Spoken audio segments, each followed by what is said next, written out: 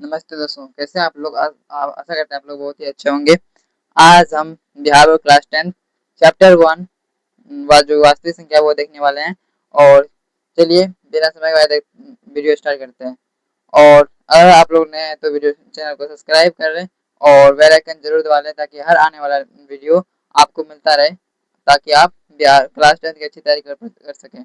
अगर आप class 11th में भी है या 12th में है तो उसके लिए भी आपको चैनल पर वीडियो मिलता रहेगा। तो चलिए बिहार बोर्ड क्लास 10 चैप्टर 1 जो वास्तविक संख्या है उसका टॉपिक स्टार्ट करते हैं।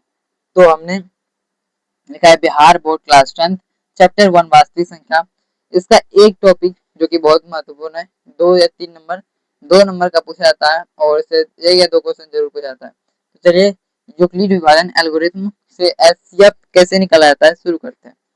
तो इसके लिए आपको एक सूत्र याद रखना पड़ेगा। सूत्र क्या है? भाज्य बराबर भाजक गुने भागफल प्लस शेषफल। क्या? भाज्य बराबर भाजक गुने भागफल प्लस शेषफल।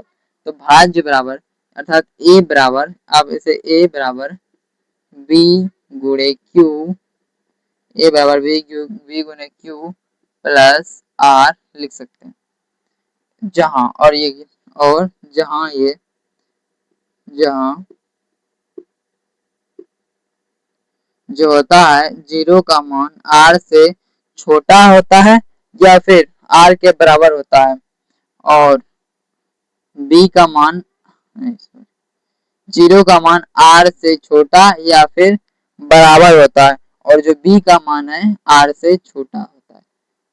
बी का मान नहीं, आर का मान बी से छोटा होता है और जबकि बी आर से बड़ा होता है। तो ए बराबर बी क्यू प्लस आर। इससे आप एक क्वेश्चन से भी समझ सकते हैं। देखिए, अगर हम 3 से 6 में भाग देंगे तो 3 एकम 3, 3 दूनी 6, 2 बार में 6 आएगा।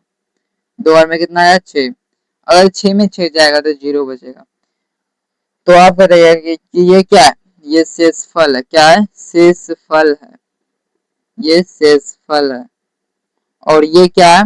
ये भागफल है। क्या है? भागफल है। और ये क्या है? ये भाज्य, ये भाज्य है। ये भाजक है। क्या है? ये क्या है? ये भाजक है।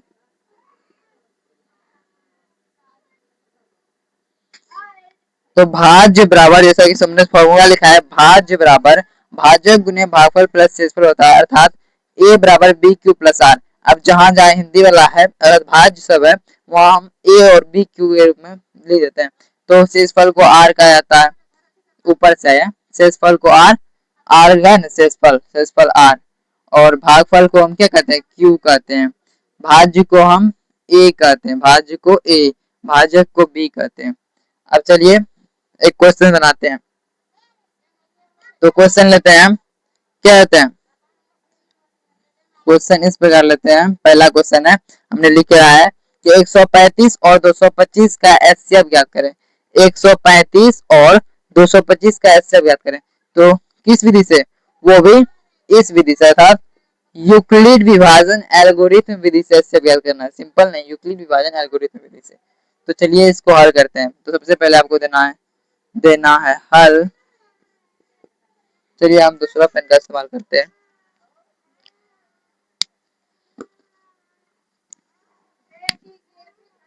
सबसे पहले आपको क्या देना है? हल। हल दे दिए। अब 135 और 225, अब मान लीजिए, माना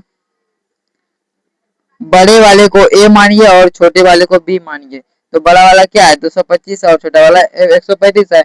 135 है, बड़े वाले को ए मानना है, मतलब ए बराबर 225 कोमा बी बराबर 135। छोटे को क्या मानना है? बी मानना है, और बड़े को ए मानना है। तो ए का मान 225, बी का मान 135 मान लिए। अब क्या करना है? अब बैठाना है किसी इस फॉर्मूला पे। तो अब लिखेंगे, अब ए बराबर बी गुणे क्यू प्लस आर, जहां जो आर होता है जीरो से छोटा होता है, नहीं जीरो से बड़ा होता है या फिर बराबर होता है, जबकि बी आर से बड़ा होता है। क्या होता है? बी आर से बड़ा होता है। इससे भी एक ऑब्जेक्टिव बिहार बोर्ड में पूछा गया है और पूछने की संभावना है। तो चलिए इसे बनाते हैं। अब ये जो 135 से 225 में भाग देना है, ए क्या है, ए 225 है, ए क्या है 225 है, बराबर बी क्या है 135 है, 135 लिख दिए। अब 135 से 225 में 135 से 225 में क्या करना है, भाग देना है। क्या करना है, भाग देना है। तो चलिए इसे मिटा दे रहे हैं ताकि भाग करने में आसानी हो। चलिए 135 से 225 में पहले भाग देंगे। 135 से 1 3 5 135 2 2 5 225। तो 135 से 225 में भाग देंगे तो दो बार में लगाएंगे तो 135 दूनी कितना हो जाएगा, दो बार में लगाएंगे तो 2 गुने 200 हो जाएगा।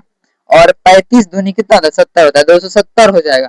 जबकि है कितना 225। तो इसीलिए कितने कितने बार में लगाएंगे, इसीलिए एक बार में लगाएंगे। कितने बार में, एक बार में।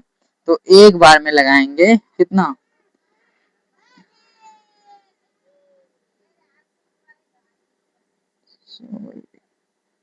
एक बार में कितना लगाएंगे, एक बार में 135 लगाएंगे और ये घटाएंगे तो 5 में 5 जाएगा, कितना होगा 5 में 5 घटेगा 0 बचेगा। दो और यहाँ कितना बचेगा, यहाँ 2 में 3 घटेगा नहीं, इससे एक पैसा लेंगे 12, 12 में 3 गया 9 और इसके बाद एक में एक गया घटा गया 0, खत्म हो गया।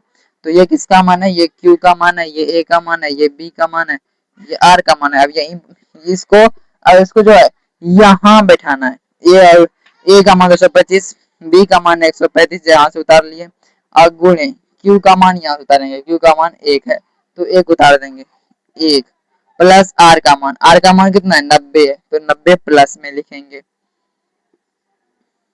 अब 135 को आगे करना है, 135 को आगे कर दिए बराबर 90 को बराबर की जगह पर लाना है। जो लास्ट में रहेगा उसको बराबर के पास लाना है और जो इधर रहेगा बराबर के उधर भाग गुना करने पर जो बराबर का इधर रहेगा इसको ये तो हट जाएगा और ये यहीं पर यहाँ आगे आ जाएगा, जबकि तीसरा नंबर वाला पहले नंबर पर आ जाएगा तो 90 यहाँ आ जाएगा। अब क्या करना है, अब 90 से 135 में भाग करना है। 90 से 135 में क्या करना है, भाग करना है। तो 90 से अगर 135 में भाग देते हैं तो देखिए क्या हुआ, 90 दूनी कितना होता है, 90 कम 90, 90 दूनी 180। तो 180 लगेगा क्या, 135 ही है, कहिएगा 135 ही है तो 180 कैसे लगेगा। तो इसी 135 को लगाने के लिए क्या करना है, तो एक बार में भाग देना है। एक बार में 90 आएगा, 135 में 90 देगा, 5 में 0 आएगा 5 बचेगा, 13 में हो जाएगा 4 बचेगा, कितना 45।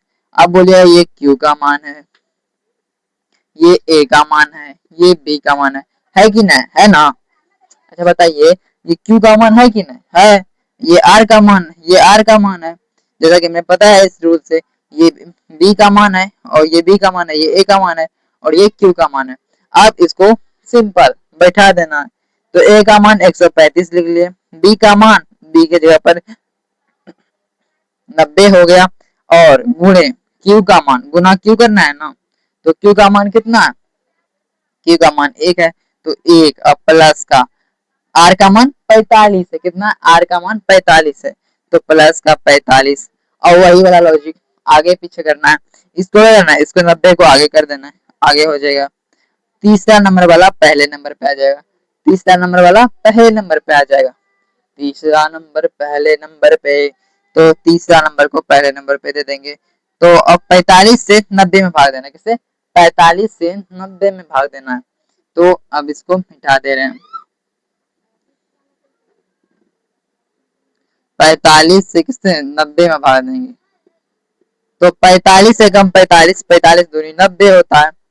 आप गुना भी कर सकते हैं, 45 दूनी 5 दूनी 10 की शून्य, कैरी 1, 4 दूनी 8 1 9, अगर 5 दूनी 10 की शून्य हासिल है, 4 दूनी 8 1 9, 90 हो गया। कितने बार में, दो बार में, तो दो बार में लगाएंगे 90 और ये गुना कर रहे हैं, ये घटेगा तो 0 बचेगा, 0 क्या बचेगा 0। आप इसे 1 0 भी लिख सकते हैं, 2 0 भी लिख सकते हैं, तो 0 बचेगा, क्या बचेगा 0। ये अब बोलिएगा ये R का मान, ये Q का मान, ये Q का मान, ये A का मान, ये B का मान, किसका है, ये Q का मान, ये A का मान, ये B का मान। अब उसको फिर से बैठाएंगे जब तक कि लास्ट में 0 आ जाए। तो चलिए अब इसको यहाँ पर बैठाएंगे। ये 90 हो गया, 45 हो गया। ए का मान कितना 90 है, B का मान 45 है, गुने Q है ना। Q का मान कितना, Q का मान यहाँ पर 2 है, तो 2 प्लस का R का मान 0 है, 0। बस बन गया सवाल। अब देखिए बन गया, क्या करना है, तो पहला दूसरा तीसरा, पहला दूसरा तीसरा मतलब एक पहला अंत से एक पहला दूसरा तीसरा, जो तीसरा स्टेप है यही HCF है। क्या है, यही HCF है। तो अब बोलिए कितना आसान था ना, तो बनाइए यहाँ पे। और ये देखिए ये क्या है, जो HCF है तो 45 यानी 0, जब लास्ट में 0 आ जाए तो उसे 3 स्टेप पीछे आना है, एक नहीं एक, और इसको भी गिनते हुए 1 2 3, और तीसरा स्टेप ही आंसर होगा, मतलब बराबर के बगल वाला, बराबर के बगल वाला HCF। अब लिख देंगे अतः HCF बराबर 45। ये हमारा आंसर आ गया। HCF कितना गया, 45 निकल गया।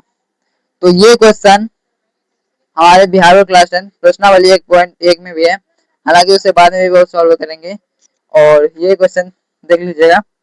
अगर आप यूक्लिड वाले एल्गोरिथम विधि से बनाना सीख गए होंगे तो हमारे वीडियो को लाइक, शेयर और सब्सक्राइब जरूर करें, ताकि हर और बेल आइकन जरूर प्रेस कर लें, ताकि हर आने वाला वीडियो आपको मिलता रहे। मिलते हैं अगले वीडियो में, धन्यवाद।